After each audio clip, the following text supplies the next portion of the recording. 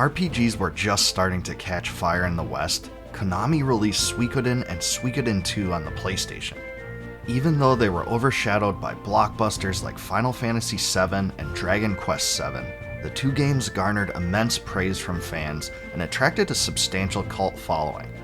Players were especially drawn to the 108 obtainable characters, the Stars of Destiny, and Suikoden's innovative combat system. When the PlayStation 2 was released, it seemed only fitting for Konami to bring their flagship RPG series into the next generation of gaming. Suikoden 3 was created by the same team that developed the first two titles, and came out in the summer of 2002. At the time, I was extremely excited for it. I absolutely loved the first two games, so I pre-ordered the title and picked it up from my local GameStop the day it came out. I was on summer break from college at the time, so I was able to pour considerable time into it. Suikoden 3's biggest departure from the first two games is definitely in its graphical style. While the first two titles used a traditional top-down perspective with 2D sprites, Suikoden 3 is completely 3D based and uses polygonal characters. Given that I was devoutly opposed to 3D, this was a big change for me.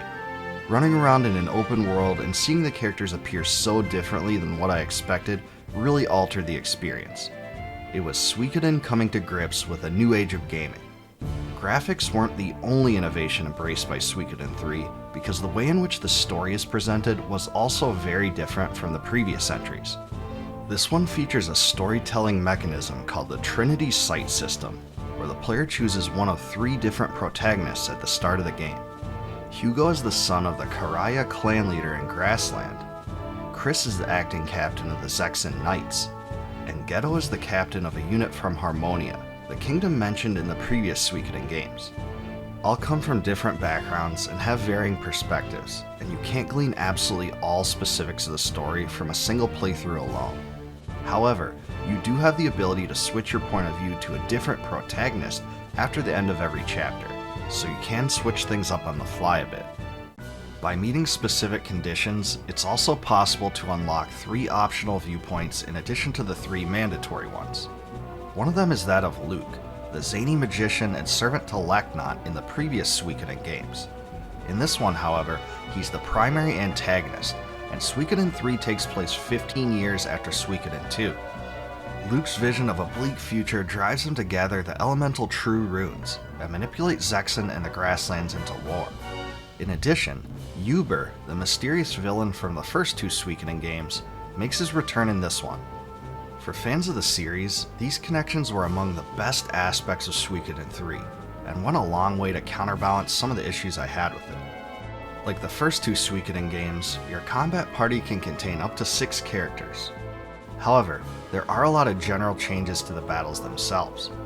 Combat is still more or less turn-based, but this one pairs sets of 2 characters into a partner system where you can only select 1 command per group. This eliminates the weapon range requirements of the first 2 games, but also gives the player less overall control, because the reaction of the buddy character is dependent on the command you select. Sometimes commands can trigger a unite attack, but other times they will do nothing. I found the scheme a bit limiting and based on trial and error, and would have preferred a more simple approach like the first 2 Suikoden games. At least rune usage and one-on-one character duels still remain intact, so it's not all bad. As in the first 2 Suikoden entries, there are also strategic battles that involve your entire army. They're different from Suikoden 1 and Suikoden 2's variants, but more similar to the latter than the former. Player and enemy units occupy nodes, and can only attack a unit on an adjacent node. Each army battle has specific objectives, and runes can be used to cast spells before engaging in battle. The army battles are similar to normal battles, except you only have 3 options for them: attack, defend, and retreat. Attack engages the enemy as an auto battle, defend conserves your action gauge, and retreat moves the unit back 1 space. The more Stars of Destiny you've recruited, the more powerful your army will be. The composer of the first 2 Suikoden titles, Miki Higashino, left Konami in 2001, so the music of Suikoden 3 was created by a team of 3 others. This fact is very recognizable too, because the score is a completely different style from that of the first 2. It does have its merits, but in my mind the first two are far, far more memorable. This has some good arrangements, but it lacks the infectious melodies that older fans know and love. I will say that the opening music and its accompanying anime intro is really awesome though, so that's definitely worth watching.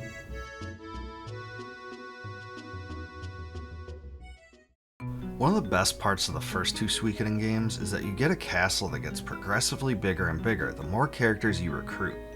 In Suikoden 3 though, you only get an old dilapidated one that isn't as interesting. It does get bigger eventually, but some areas continue to be run down and in need of repairs until the very end, and it just doesn't give you the same sense of expansion and grandeur as you would have expected. Suikoden 3 is definitely the most challenging game of the franchise, which is refreshing in some ways, but part of that difficulty results from the confusion of the battle system. There are also a few places that will just wipe you out completely unless you're sufficiently leveled, and you can actually get trapped in places where you can't grind. Looking back, I just don't have a huge degree of nostalgia for Suikoden 3. I really tried, but I just don't feel for the title's characters like I did Gremio, Pon, Matthew, Flick, or Victor. There's just no comparison to me. I like how both Luke and Uber were utilized in the story, but it wasn't enough to offset the lack of connection I had with the protagonists. Delivering the plot through multiple perspectives was also an interesting idea, but I think the original presentation was superior. Dividing the plot into 3 segments gives less time to build relationships between the characters and the player, and I think Suikoden 3 suffers a bit from that loss. The 3D visual style, while relatively new in its time, simply doesn't hold up as well as the original sprite-based approach. Though having a certain charm, it just doesn't work as well. The graphics themselves are palatable, but the animations, especially when running, are pretty terrible and haven't aged well. I do think the story used some of the trademark humor that Suikoden fans had grown to love, so I'll give it credit for that. It's still a great game in its own right, but I don't think it comes close to the greatness of the first 2 Suikoden titles.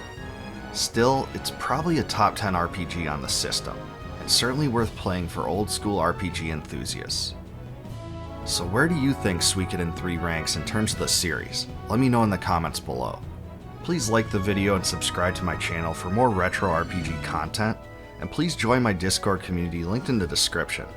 Also, please consider supporting my channel via YouTube's Join feature or as a Patreon patron to receive member exclusives, such as advanced videos and complete video transcripts.